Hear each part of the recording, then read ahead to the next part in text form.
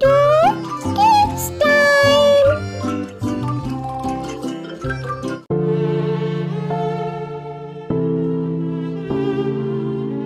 रतनपुर गांव में एक कच्चा मकान, टूटी हुई चारपाइयां, चूल्हे में राख और दो छोटे बच्चे भूख से निढाल बैठे हैं। मां जीनत कोने में बैठी खाली बर्तनों को देख रही है और फिर जीनत ने रोते हुए कहा, या अल्लाह, आज फिर घर में कुछ नहीं, मेरे बच्चों को भूखा न सुलाना। उसी वक्त उसका बड़ा बेटा अली पास आता है।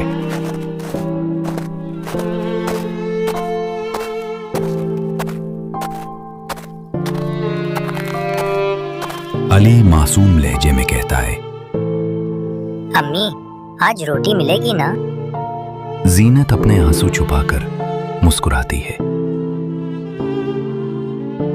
हाँ बेटा, बस थोड़ी देर और सब्र करो। रात को जीनत बच्चों को बहला पुसला कर सुला देती है और खुद भूखी बैठी रहती है। वो अपने शौहर को देखती है जो बीमारी की वजह से चारपाई पर पड़ा है।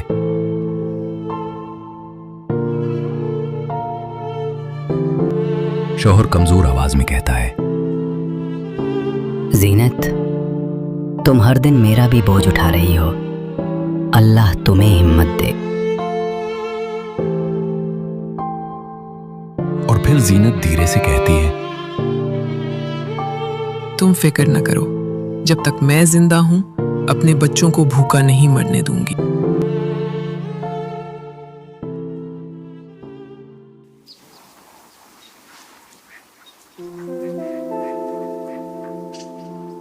अगली सुबह जीनत खेतों की तरफ जाती है।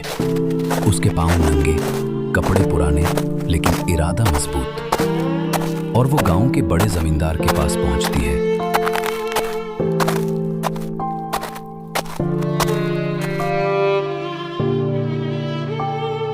जीनत अदब से बोलती है, हुजूर, मुझे काम चाहिए, मेरे बच्चों के पेट खाली हैं। जमींदार गौर से उसे देखता है और सख्त लहजे में कहता है, हाँ, काम मिल सकता है, लेकिन सुबह से शाम तक धूप में खेतों में रहना होगा। क्या तुम बर्दाश्त कर सकती हो ये सब?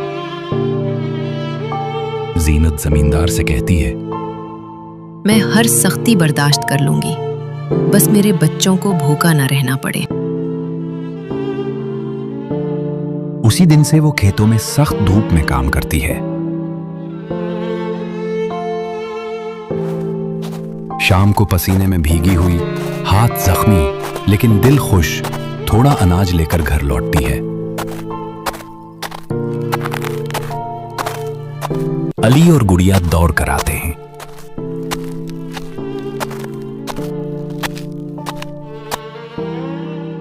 अम्मी, आप खाना लेकर आई हैं ना? ज़ीनत मुस्कुराती है और बच्चों को गले लगा लेती है। हाँ बेटा, आज सब खाएंगे।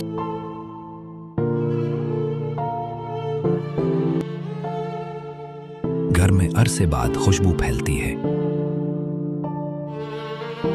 बच्चे खुशी से खाते हैं और ज़ीनत चुपचाप उन्हें देखकर खुश हो जाती है।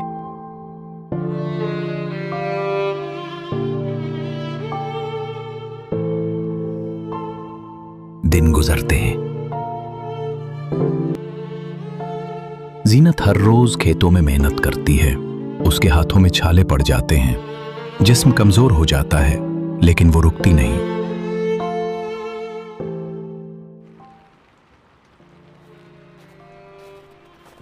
एक दिन वो शदीद बारिश में भी खेत में काम कर रही होती है। नसीम हैरान होकर कहती है, अरे ज़ीनत बहन, आज तो छट्टी कर लो, बारिश में कौन काम करता है?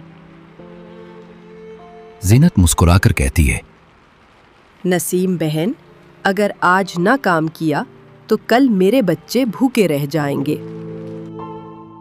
ज़ीनत घर पहुंचकर भीगे कपड़ों में खाना पकाती है और बच्चों को खिलाती है, खुद नहीं खाती।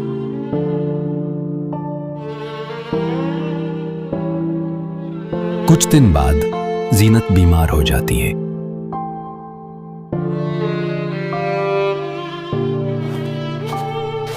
वो बुखार, खांसी और कमजोरी के बावजूद काम पर जाती है।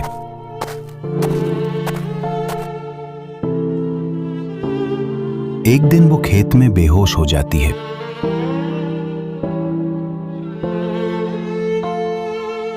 गांव वाले उसे घर ले आते हैं। नसीम ज़ीनत से कहती है, ज़ीनत बहन, तुम अपनी जान दे दोगी, कुछ दिन आराम कर लो। नसीम बहन, अगर मैं रुक गई तो मेरे बच्चों का पेट कौन भरेगा? ज़ीनत की बीमारी बढ़ती है और वो बिस्तर पर पड़ जाती है। अली और उसकी बहन रोते हैं।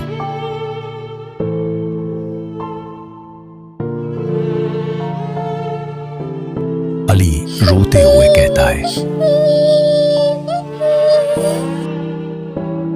अम्मी, आप काम पर न जाएं, हमें कुछ नहीं चाहिए, बस आप ठीक हो जाएं।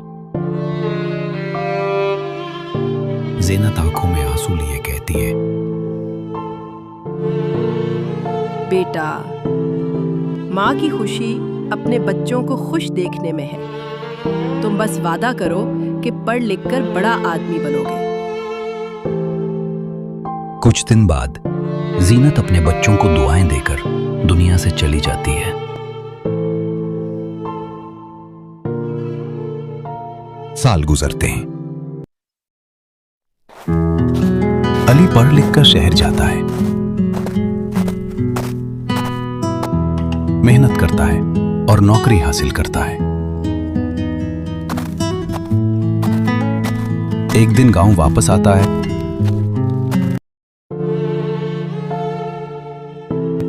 अपनी मां की कब्र पर खड़ा होता है। अम्मी, आपकी कुर्बानी रायगा नहीं गई। मैंने गांव में स्कूल बनाने का फैसला किया है ताकि कोई बच्चा तालीम से महरूम न रहे। गांव में स्कूल बनता है। उसका नाम मदरसा ज़ीनत रखा जाता है। बच्चे पढ़ते हैं। गांव में खुशहाली आती है। लोग ज़ीनत को याद करते हैं और कहते हैं, ये गांव आज तालीम याफ्ता है तो सिर्फ एक माँ की कुर्बानी की बदौलत।